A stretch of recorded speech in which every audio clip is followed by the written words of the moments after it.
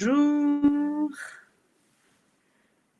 bienvenue, bienvenue dans Piloter l'incertitude et si vous aviez déjà les outils.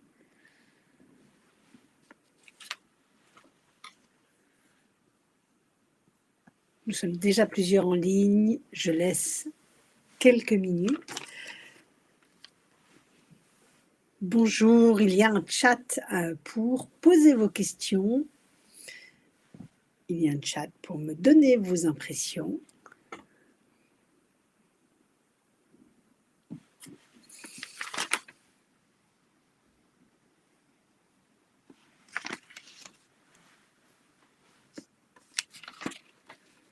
Bonjour de Bordeaux, merci Bordeaux, ici Paris.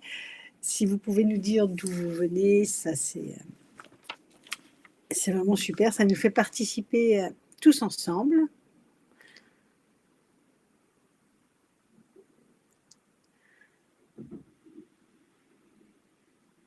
Donc, Paris, Mulhouse, Bordeaux, Paris. Oh, on va presque pouvoir se rencontrer, l'Ouest lyonnais. Donc, bonjour et bienvenue dans Piloter l'incertitude et si vous aviez déjà les outils. Je suis Morgane Rolando. J'ai 25 ans d'expérience dans 40 pays, des fusions, des levées de fonds, des pivots, des crises. Mon métier est d'être operating partner. Un petit peu la conscience du dirigeant quand ça commence à tanguer et qu'on ne sait pas encore où ça tangue. On voit déjà les fissures qui se mettent du côté financier. Et mon rôle va être d'appuyer, de vous accompagner à appuyer là où ça fait mal pour pouvoir remonter à l'origine. En gros, le symptôme, on le voit, et on va chercher ensemble d'où ça peut venir pour aller réparer en quelque sorte la cause.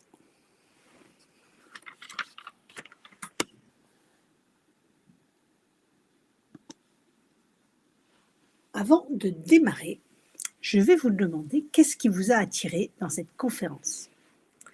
Prenez un petit temps pour réfléchir et je vous invite à écrire dans le chat. Moi, je lis le chat, donc ça va être très interactif. L'idée est que vous puissiez ici me dire quelles sont vos problématiques à vous et comment je peux commencer à y répondre tout à l'heure.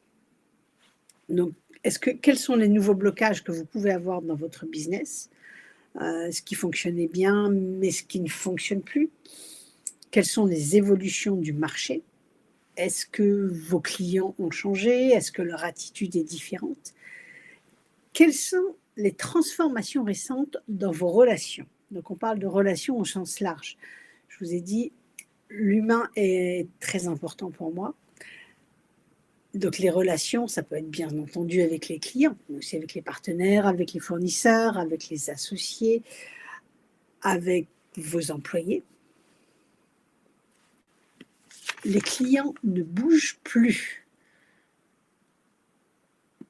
Alors, je veux bien, dans les clients ne bougent plus, avoir une petite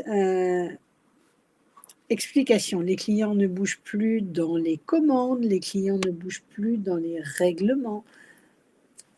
Incertitude générale implique que les clients ont des besoins. Ils consultent, ils reçoivent des devis, mais ne valident pas les commandes. Donc, il y a de l'activité, mais visiblement un blocage pour le passage à l'action. Les clients sont frileux.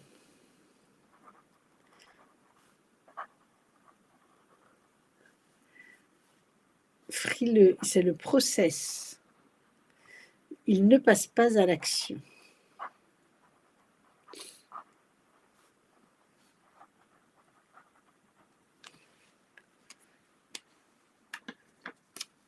Moins 40% de CA depuis un mois. Ça, c'est intéressant de dire, de mettre dans la durée.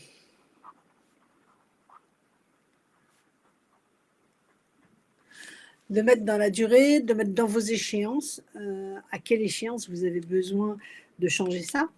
Parce que même si je vous ai parlé des raisons profondes, on va vraiment être dans la raison qui se voit, dans ce qui peut se fissurer. La perte de CA, c'est quelque chose qui peut être très dommage, enfin, qui va être très dommageable pour l'entreprise, bien entendu, pour l'organisation. Donc, on voit les cycles de vente qui se rallongent et ne se concluent pas. OK.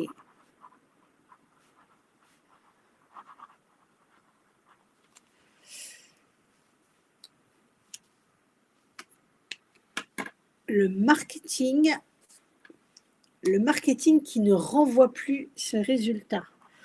Alors, qu'est-ce qu'il en est de ce marketing ?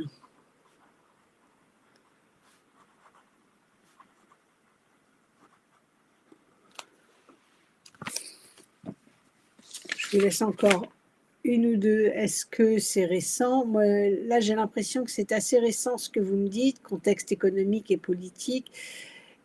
Effectivement, est-ce qu'il y a des raisons pour les clients dans leur contexte à eux, closer une levée de fonds pour une start-up dans un contexte risk-averse. OK, closer une levée de fonds, il faut savoir qu'une levée de fonds, c'est toujours compliqué. Donc le risque-averse, on le retrouve régulièrement. Est-ce que c'est maintenant encore plus ? Oui. Ne pas trouver d'accord avec ses actionnaires investisseurs.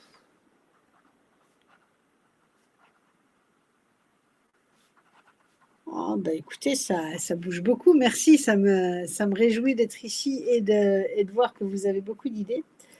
Enfin, beaucoup d'idées, beaucoup de problématiques à résoudre, pardon.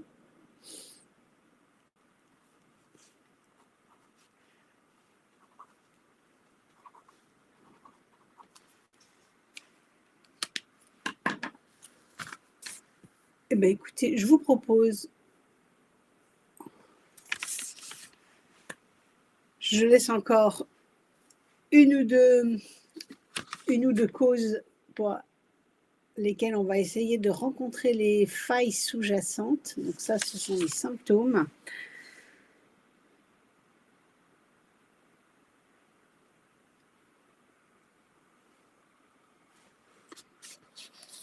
Donc on est beaucoup dans la frilosité, beaucoup dans un contexte global. Et quelle est votre échéance ? Est-ce que vous êtes ultra pressé ? Est-ce qu'on parle en semaines ? Est-ce qu'on parle en mois ? Est-ce qu'on parle en années ? Vous avez de quoi voir venir ?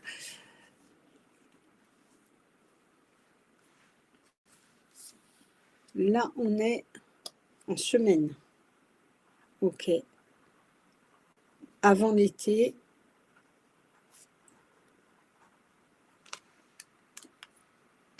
OK. Bon. Eh bien, nous allons passer à la présentation proprement dite. Pourquoi je fais cette conférence ? Piloter dans la certitude et si vous aviez déjà les outils. Là, je vous raconte l'histoire d'Hélène et de Paulette à bicyclette. Paulette à bicyclette, comme son nom ne l'indique pas, est une joaillerie éthique, donc avec une raison d'être et un impact profondément ancré. Cette joaillerie a vacillé en 2020, au moment du Covid, où tous les commerces non essentiels se sont arrêtés. Donc on a eu redressement judiciaire et autres histoires, donc elle a failli mettre la clé sous la porte. Et là, Hélène, qui est la fondatrice, qui n'est ni joaillère ni gestionnaire d'entreprise, a commencé à se sentir imposteur. Donc ce sentiment de l'imposteur, on l'a tous à des moments ou à un autre. Donc elle a pris une directrice générale pour la seconder, avec qui ça n'a pas fonctionné. Elle a pris un directeur général pour la seconder, avec qui ça n'a pas fonctionné. Puis un troisième, et pareil, de but en blanc, chacun a réussi à tirer un emprunt, un PGE, ou à essayer de remonter. Donc il y a eu beaucoup de rebonds, beaucoup d'imprévus. Et pour finir, on s'est rencontrés pour se dire, mais quel est le problème? Est-ce que ça va être eux? Et finalement, Hélène est celle qui a créé Paulette à bicyclette. Il y a bien sûr cette maxime de Mark Twain que vous connaissez. Elle ne savait pas que c'était impossible, alors elle l'a fait. Non. Ni joyeuse, ni gestionnaire d'entreprise, mais une passionnée par les bijoux qui racontent quelque chose. Et ce que dit Hélène, c'est que pour que ces bijoux aient une histoire et s'ancrent dans les familles, dans les couples, si on parle de mariage ou de tradition familiale, elle dit, je voulais un bijou qui rentre dans la famille et qui n'ait pas de sang sur les mains. Donc c'est de là que lui est venue cette joaillerie éthique pour pouvoir suivre à la trace tout l'or, depuis la mine jusqu'au bijou. Elle est partie en Colombie, elle a vu ce qui se passait. Et donc en fait, ce qui s'est avéré, c'est que c'était elle qui était en amour avec ses clients, en amour avec ses bijoux, en amour avec toute sa chaîne, qui était le trésor même. Donc je l'ai accompagnée, je l'accompagne encore. Elle est encore en procédure de sauvegarde, mais on a tout restructuré et remis son propre ADN sur toute la chaîne. Elle y était déjà sur la chaîne de production, mais bien la remettre avec tous les employés et être sûr que chacun soit aligné avec sa raison d'être et avec sa motivation. Donc voilà pourquoi cette conférence, dans l'incertitude, vous avez déjà les outils. L'incertitude, c'était le Covid, c'était le vacillement, c'était est-ce que je suis la bonne personne, comment est-ce que je vais y aller? Et on a trouvé, et là, Paulette est en train de bien remonter. J'ai identifié 3 clés. 3 clés pour aborder l'incertitude. Alors déjà, l'incertitude, en tant que dirigeant, en tant que membre actif et impliqué d'une organisation, elle se traverse. Elle se traverse et on l'accueille. Elle est là de toute façon. Donc, tous les modèles qu'on a appris, il y en a qui peuvent fonctionner bien sûr dans l'incertitude, mais beaucoup qui fonctionnent comme un business plan à 5 ans, qui fonctionnent dans un environnement stable. En gros, ce qu'on a appris, en tout cas moi, en école de commerce, c'était beaucoup dans l'environnement stable. Donc, aborder l'incertitude, c'est l'accueillir, l'accepter, pour identifier, la deuxième clé, c'est identifier le socle. Chez Paulette à bicyclette, le socle, c'était vraiment l'ADN d'Hélène et sa profonde volonté de transmission de la beauté et de l'histoire de chaque bijou qui reste unique.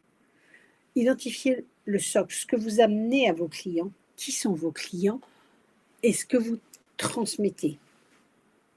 C'est ça qui va faire traverser dans l'incertitude et dans sa singularité votre entreprise. Et la troisième clé, c'est agir petit et juste. Ce que je veux dire par là, c'est que toutes les grandes transformations, et on en veut, là on est dans un moment où on se demande est-ce que je tourne totalement la page, est-ce que je le fais un petit peu, est-ce que je me transforme totalement, est-ce que je vais même vers un autre métier? Mais en fait, toutes les grandes transformations sont des successions de micro-transformations. Et quand on est au pied de la montagne, il faut se rappeler qu'on monte pas à pas. J'ai un escalier, mais même si la pente est raide et lisse, on y va pas à pas. Donc, identifiez rapidement une petite action qui va être juste pour aller dans votre sens, dans la direction que vous voulez donner, dans votre vision. Et ça, d'être en action, ça vous redonne déjà la direction. Ça vous redonne la dynamique. Donc, on oublie les grands. On n'oublie pas, pardon. On garde en vision la direction finale et on prend le premier pas qui va y aller, qui va nous y amener. Agir petit et juste. Et c'est ce que je vais vous développer là maintenant. Le premier élément est de décoder les signaux faibles. Donc c'est ce que je vous disais en préambule. on a l'iceberg, une image que j'adore. On peut retrouver cette image d'ailleurs dans mon chapitre du livre Global Voices Shaping the Future. Moi, c'est un aparté, je vous en dirai plus si ça vous intéresse en dehors de la conférence. Donc, ce qui est visible, ce sont le chiffre d'affaires qui descend. C'est ce qu'on a vu, moins 40% de chiffre d'affaires. Les KPIs qui commencent à dégringoler, toute la mesure qui ne nous renvoie pas. Et ce qu'on voit en dessous de l'iceberg, ce dont je vous ai parlé pour Paulette, elle s'est dit, mes KPIs ne fonctionnent pas, je vais prendre un gestionnaire, un ou une gestionnaire, pour pouvoir gérer l'entreprise à ma place. Mais en fait, ce qu'elle portait, c'était vraiment sa raison d'être, la culture, les liens sous-jacents qui existent entre les éléments, entre les personnes, entre toutes les parties prenantes. Donc on va décoder, remonter, pas à pas, ce qui tient vraiment, donc ce qui rassemble, et ce qui fragilise sans faire de bruit. Ce qui fragilise sans faire de bruit, c'est qu'en fait, avec un de ses directeurs généraux, une personne qui venait de la joaillerie, qui se sentait plus légitime que la patronne, a voulu prendre la place de calife à la place du calife. Et elle a réalisé une OPA. Ça veut dire que dans son dos, ce sont des choses qu'on voit régulièrement, elle a monté plusieurs employés contre la patronne. Donc il y a eu vraiment comme un coup d'État qui s'est fini au tribunal, donc avec beaucoup de pertes et fracas.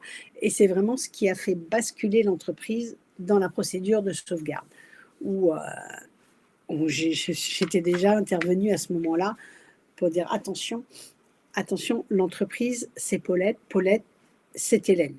Donc, on ne peut pas demander aux gens de la lui racheter. Enfin, elles avaient essayé de la lui racheter à vil prix.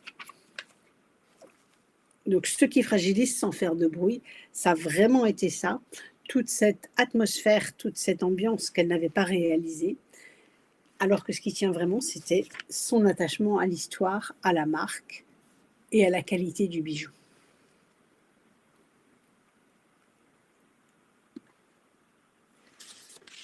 La raison d'être au cœur.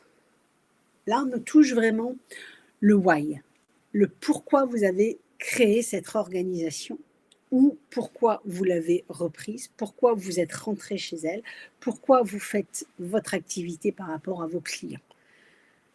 L'identifier ou même la révéler pour la mettre au cœur de chacune de votre décision. C'est vraiment cette raison d'être, votre ADN propre, votre singularité qui va guider vos décisions.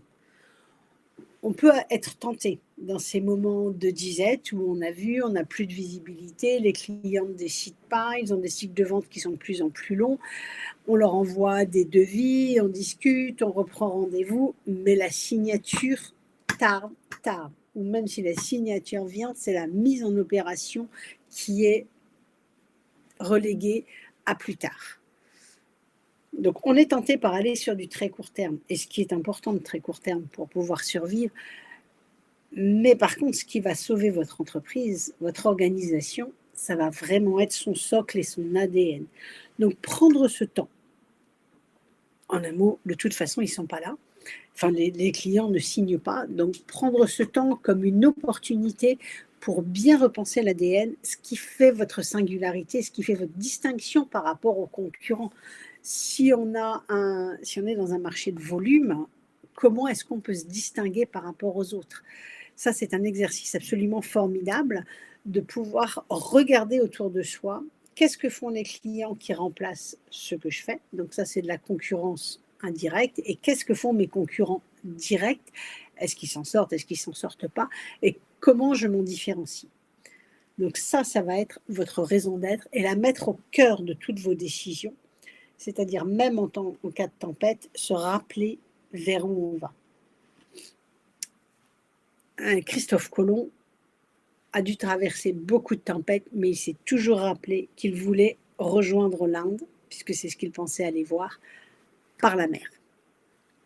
Et cette raison d'être, la mettre au cœur, c'est ce qui impacte le long terme. Le long terme, c'est ce qui va constituer votre socle. Là, je vais vous parler d'une start-up, une fintech qui s'appelle la bienveillance financière. Bon, déjà, c'est pas banal d'avoir le mot bienveillance et financière en même temps. Leur raison d'être, sur laquelle nous avons travaillé ensemble pour la révéler, et on a travaillé avec toute l'équipe, avec les associés, les fondateurs et les salariés, c'est d'amener la gestion de patrimoine à des petits portefeuilles. Donc en gros, un conseiller en gestion de patrimoine, vous l'avez à partir d'un patrimoine de 100 000 euros, ce qui peut faire beaucoup pour tout un chacun, mais avec leur technologie, ils pouvaient la rendre accessible à des personnes plus lambda qui avaient besoin de faire fructifier leur argent et de lui donner un sens. Donc c'est ce qu'on a travaillé, c'est ce qui motivait vraiment chacun, tous les employés, et chaque décision est prise en fonction de de ces clients populaires pour faire fructifier leur patrimoine. Donc ça a permis d'avancer vers ce vers quoi ils les guident, qu'est-ce qu'ils mettent dans leur portefeuille pour donner aux conseillers bancaires qui ne sont pas eux des conseillers en gestion de patrimoine, mais qui ont accès à leurs clients, quel type de produits ils leur mettent, quelles décisions et quelles sont les préoccupations de leur classe de clients. Et c'est ce qui a fait, ils avaient un positionnement totalement unique. Ils ont eu une première banque qui a abondé totalement, c'est une banque sociétale, une banque coopérative, qui a abondé totalement dans leur sillage et qui a pu faire qu'ils se répandent de plus en plus et contribuent au patrimoine de beaucoup de clients. Donc, la raison d'être au cœur guide vos décisions et vraiment impacte le long terme. Et ce qu'on va trouver, c'est le levier d'action de la semaine. Donc, les business plans, on a l'habitude de les faire à 3 ou 5 ans, ce qui peut paraître long. Mais quand on fait un planning, on positionne son regard. Son regard, ça va être vers la vision, vers la raison d'être, vers ce que vous voulez faire avec vos clients. Ça peut être à 3 à 5 ans. Et de là, faire juste un pas. Un pas pour arriver vers votre vision. Vous prenez la montagne et vous regardez comment vous allez faire le prochain pas. Donc on est vraiment sur le long terme et le court terme en synchronisation. Là, je vais vous parler d'EasyVista. C'est un éditeur de logiciels qui a été racheté par un fonds d'investissement, donc une PME achetée par un fonds d'investissement, un changement d'actionnaire qui change absolument toute la structure de l'entreprise. Donc là, l'actionnaire, bien évidemment, avait son plan à 3 ans pour pouvoir racheter. En fait, quand on est arrivé, moi, j'avais à gérer tout le service financier, juridique, ressources humaines.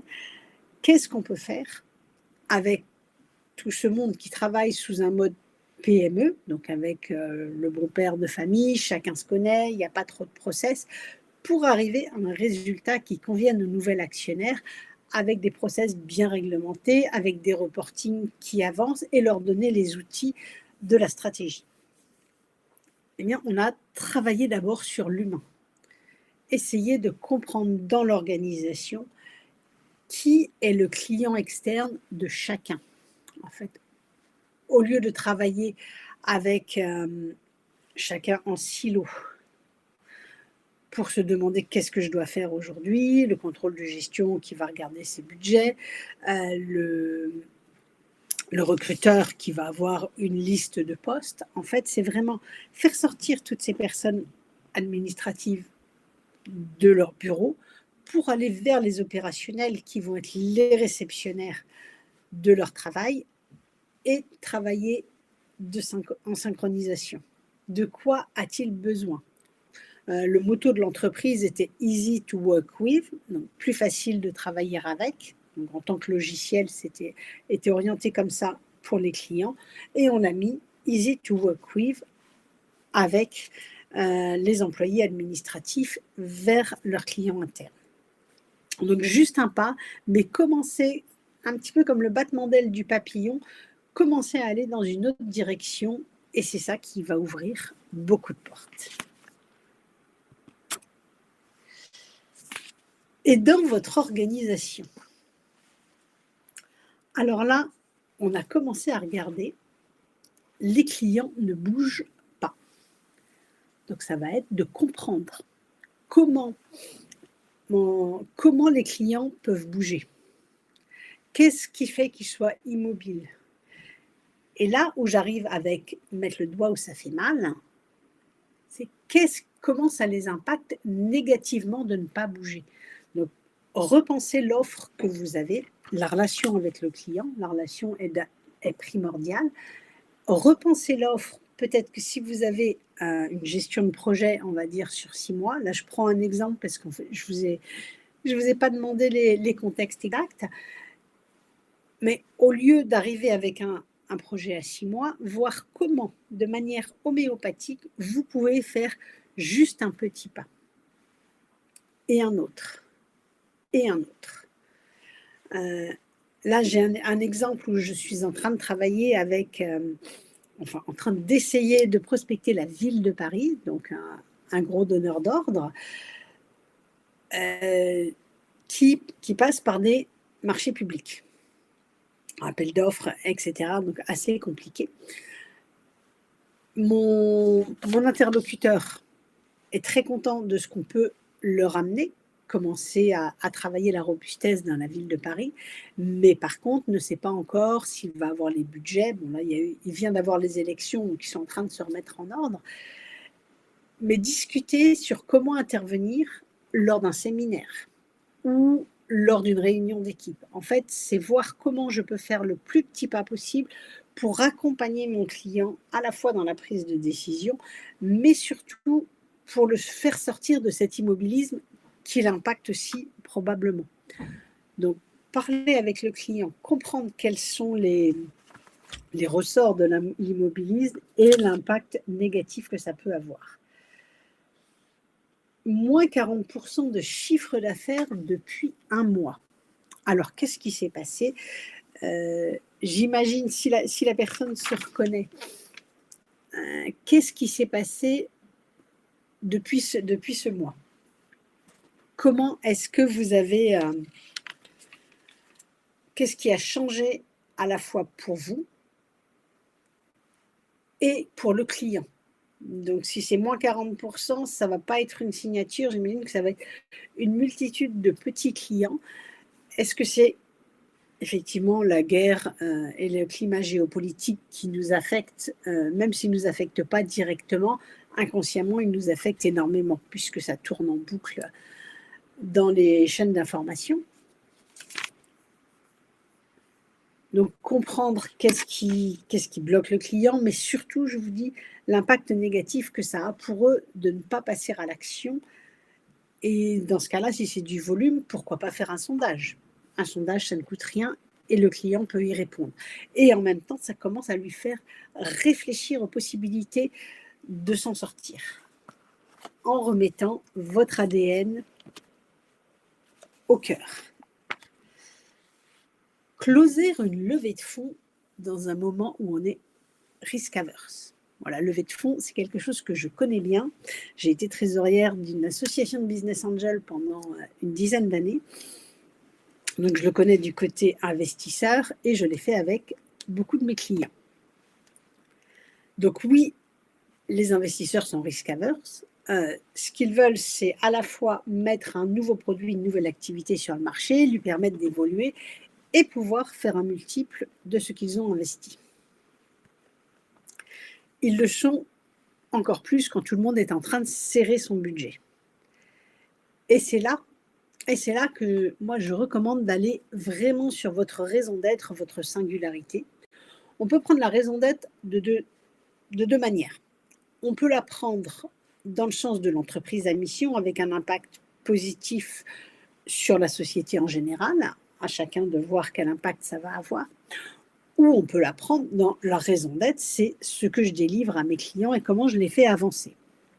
Donc, même sans prendre le statut d'entreprise à mission, travailler sa raison d'être et son ADN profond permet de faire sortir sa singularité. Et en travaillant sur sa singularité, vous allez voir que lorsque vous êtes vraiment aligné avec ce que vous faites, au plus profond, dans l'intuition, ce que fait votre organisation, votre entreprise, les oreilles ou les yeux vont commencer à s'ouvrir. Travailler votre singularité et comprendre dans les oreilles de qui, dans le portefeuille de qui cela peut résonner. Là, je vous dis, j'ai fait partie d'un réseau de business angel pendant une dizaine d'années où j'étais porte-parole. J'ai donné beaucoup de conférences sur ce sujet. Donc, je suis visible en tant qu'investisseuse. Toutes les semaines, j'ai par email, par LinkedIn, moins par téléphone parce que j'essaye de ne pas trop le mettre partout, entre 3 et 5 demandes pour des investissements qui n'ont pas forcément grand-chose à voir avec mes thèses d'investissement, avec ce qui me plaît. Donc, il n'y a pas de recherche de la part des gens. Ils vont sur LinkedIn prendre un fichier qu'ils vont arroser et je ne les vois pas forcément mettre déjà mon intérêt. Pourquoi j'aurais intérêt à aller dedans? Ils me mettent multiples, enfin un discours très calibré et je ne vois pas forcément leur singularité ressortir. Donc, c'est ce que je vais dire. Oui, il y a du risque, mais en même temps, trouvez votre singularité, comment eux, ça peut leur servir, et pourquoi pas faire des petits pas. On entend encore des grosses levées de fonds, mais tout le monde n'est pas là pour lever plusieurs millions, voire du milliard. On ne s'appelle pas tous Mistral. Donc, allez voir comment faire des petits pas. Là, c'est une entreprise avec qui je travaille, Aroma Préparté, dont la levée de fonds est en train de s'étioler. Eh bien, on a fait des petits pas. On va chercher une subvention, on va chercher un prêt qui vient avec la subvention, on va chercher du love money pour monter notre pyramide et commencer à intéresser des investisseurs qui ont des poches un petit peu plus profondes. Donc, les petits pas, la raison d'être et le socle, la robustesse, ça c'est ce que vous avez déjà accompli.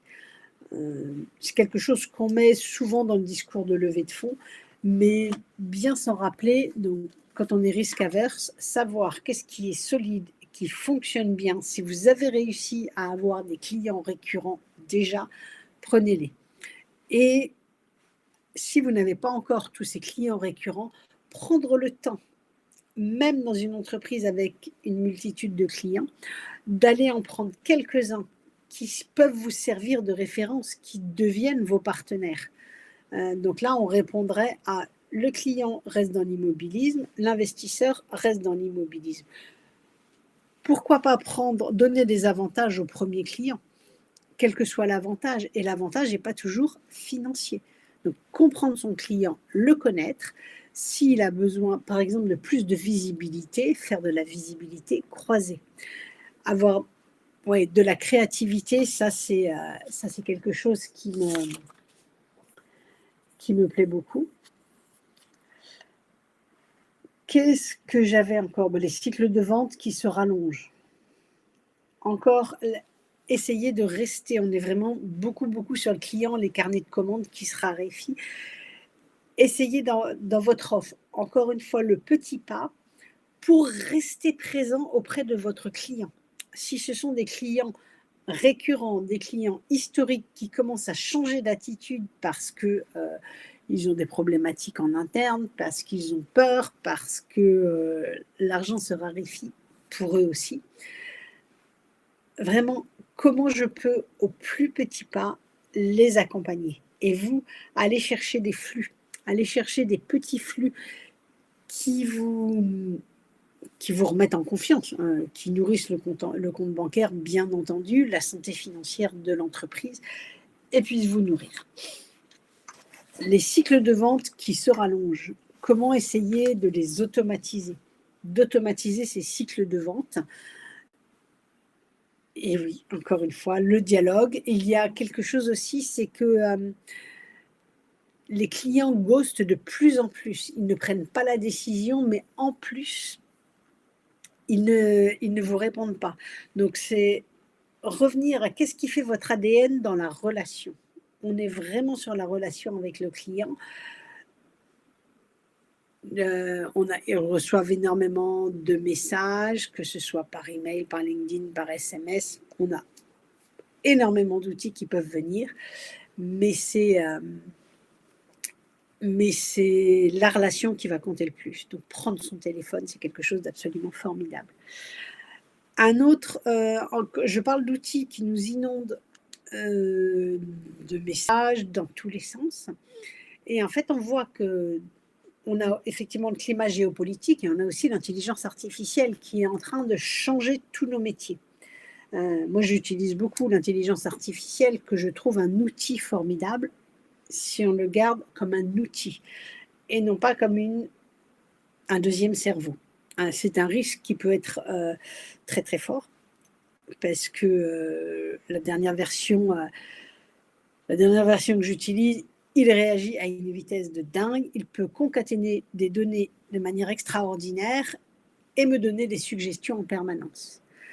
Comme mon cerveau ne va pas aussi vite, nos capacités cognitives, même si on est HPI++, vont pas aller aussi vite, on va avoir du mal à ne pas prendre tout ce qu'il nous donne.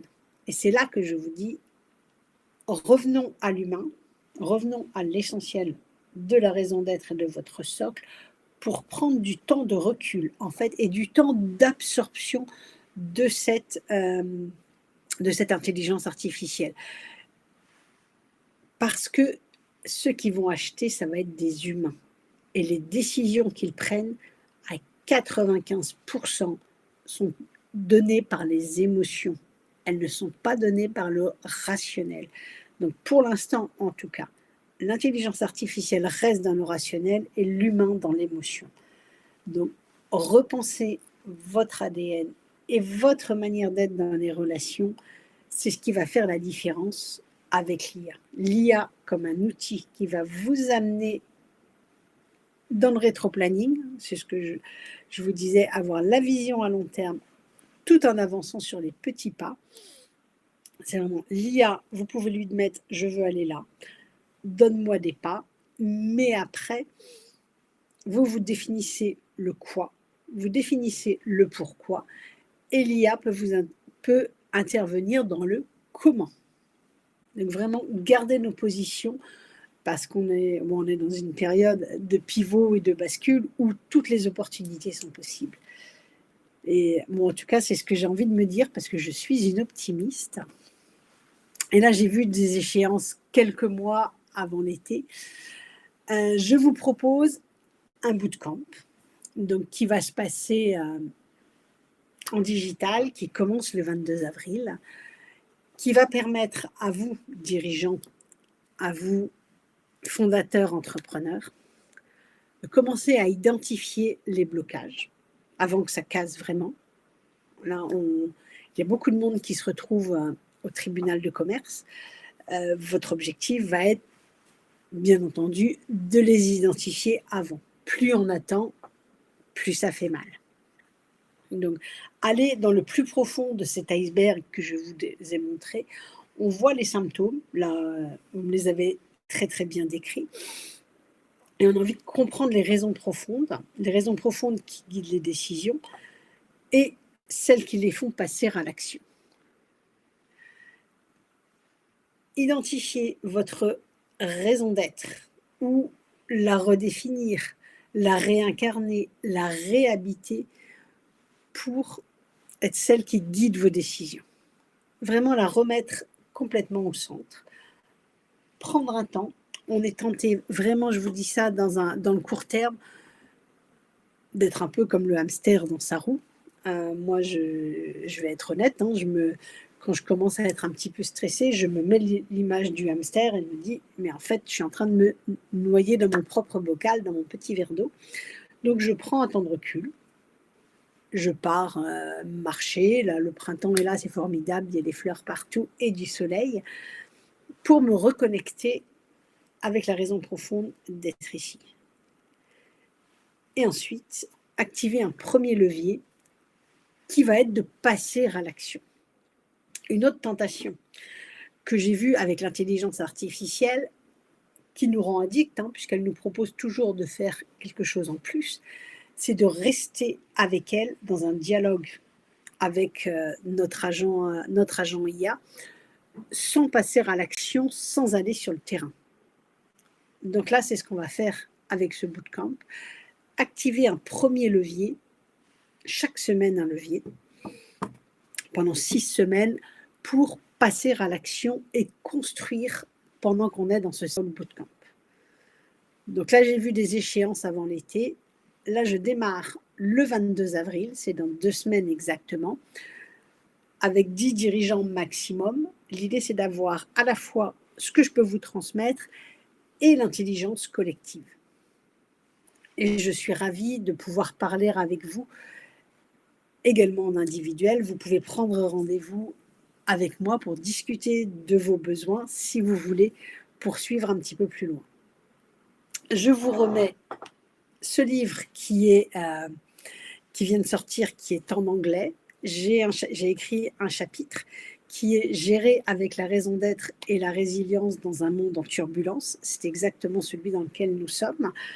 Il est en anglais pour l'instant et la traduction française est en train d'être faite pour mon chapitre. Donc si ça vous intéresse, vous pouvez me faire un petit signe dans le chat ou autre. Et j'ai celui-ci qui est révéler la raison d'être de son organisation en 10 clés pratiques. L'idée, c'est vraiment de travailler avec soi-même et avec son intérieur, avec son intuition, ses émotions qui sont ceux qui guident les décisions et les créations d'organisation.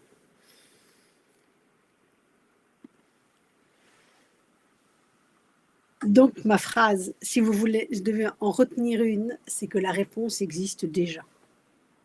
Et c'est à vous de la révéler et de visualiser. Vous voyez ce faisceau de lumière qui semble gris et terne et qui va progressivement révéler toutes les couleurs et toute la lumière qu'il a.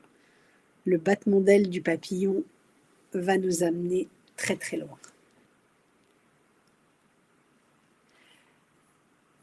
Merci d'avoir suivi cette conférence. Si vous avez quelques questions à me poser, 1 ou 2 questions dans le chat, il nous reste 2 minutes. Merci beaucoup, c'était très intéressant. Écoutez, merci, j'espère que je vous ai donné quelques clés. Moi, je suis très curieuse, si vous pouvez me le dire sur LinkedIn ou autre, qu'est-ce que je vous ai donné comme clé pour avancer, j'en suis ravie. Et je suis à votre disposition pour approfondir. Exemple inspirant, eh bien merci, parce qu'on peut en faire encore beaucoup. Et le prochain, ça va être vous. Donc si je vous ai inspiré avec ces quelques clés, merci de me le faire savoir et de me dire comment vous avancez. Le collectif et les relations, revenir à la raison d'être, la passion, l'inspiration initiale, ravivera notre motivation et énergie. Merci beaucoup, merci. J'espère l'énergie, il nous en faut beaucoup. L'incertitude, elle est là. Et encore une fois, l'accepter et la traverser nous permet de lui apporter des réponses. Et on se rappelle des templates et des modèles que nous avons.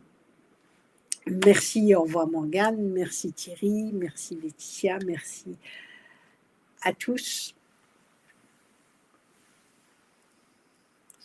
Eh bien, je vais vous souhaiter une excellente journée, une bonne fin de semaine et prenez votre envol. Le printemps est là et avec le printemps et Pâques qui viennent se terminer, si on est vraiment dans une renaissance. Donc, comment est-ce qu'on renaît à la fois à notre activité tout en restant aligné avec son propre ADN dans un monde en turbulence permanente. Au revoir et à bientôt.